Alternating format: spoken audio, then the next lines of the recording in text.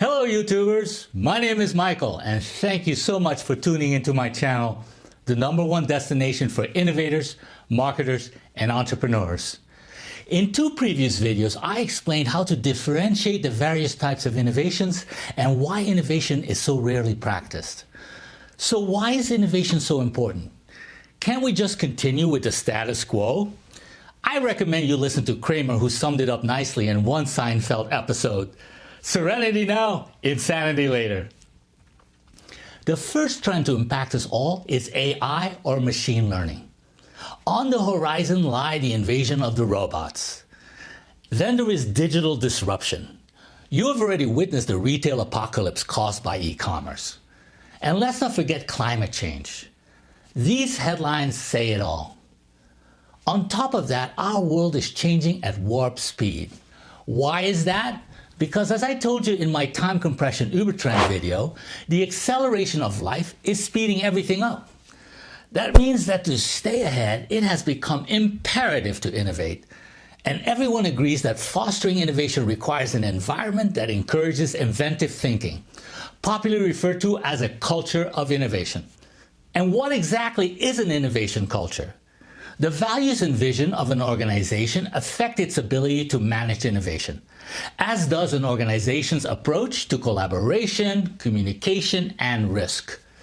A culture of innovation introduces a work ethic that nurtures unorthodox thinking and encourages experimentation. It continuously seeks to present new ideas or ways of thinking and then translates them into actions to solve specific problems or seize new opportunities. Workplaces that foster a culture of innovation generally subscribe to the belief that innovative ideas can come from anyone and anywhere. Here are 7 guiding principles of an innovation culture. Innovation leadership should define what innovation means for the organization and set an example. For most organizations, establishing reasonable goals works well. However, sometimes it's necessary to encourage the impossible. But don't drop everything. Remember that most innovations iterate on what already exists. 85% of innovations are modest improvements over existing products. As with any startup, the team makes all the difference in the world. Their relationships with each other and other organization members is mission critical. Aim for diversity and hire the best, and fast. The group should be diverse in tenure, age, race, gender, and seniority, with employees rotating into the group on a consistent basis. Having innovation in your DNA requires knowing who you are and what you do best. As an innovation leader, it's your job to kindle the passion for knowledge. The first step is finding out all there is to know about your products and services. Dig into your customer experience and follow their journey to uncover pain points. Remember that pain points present the best opportunities for innovation because, as I mentioned in my Why is Innovation Rarely Practiced video, according to one study, administrative innovation appears to have the greatest impact on company sales. Innovation can't happen without time, money, and the authority to act. Create time and needed space to capture ideas. Quarterly or monthly brainwriting sessions, which I will explain in a future video, can help managers leverage cross-functional viewpoints by inviting everyone to the table. To encourage team members to appreciate the role they play, recognize and reward efforts. At the initial team organization meeting, announce a series of award celebrations that will take place at certain milestones. Team member recognition will help them appreciate contributing, while incentives will induce them to bring in more innovative ideas. Startups take huge risks. That explains why 75% of venture-backed startups ultimately fail. However, since 2000, 52% of Fortune 500 companies have either gone bankrupt, been acquired, or ceased to exist as a result of digital disruption. Disrupted by one of those 25% of startups that actually succeed, weaponized with ever larger $100 million plus mega rounds. Risk-taking is about establishing an organizational culture where people feel able to try out new ideas and perhaps even fail.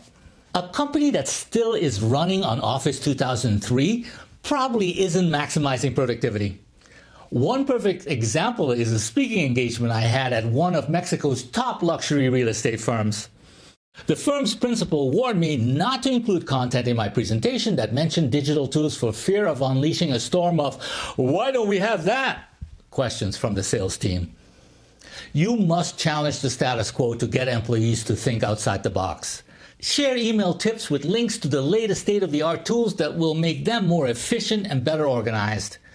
At Ubercool Innovation, we love Airtable, a Google Sheets competitor on steroids. It has collaborative commenting, audit trails for record changes, the ability to view sheets as forms, and much more, simplifying data collection and analysis. Toys are also key creativity tools. Make sure to give each team member a cool toy to remind them of their childhood creativity. Toys encourage team members to think differently. I surround myself with toys. Here is Surprise Patrick from SpongeBob SquarePants. He reminds me of a typical company employee aghast at the lack of enthusiasm for innovation.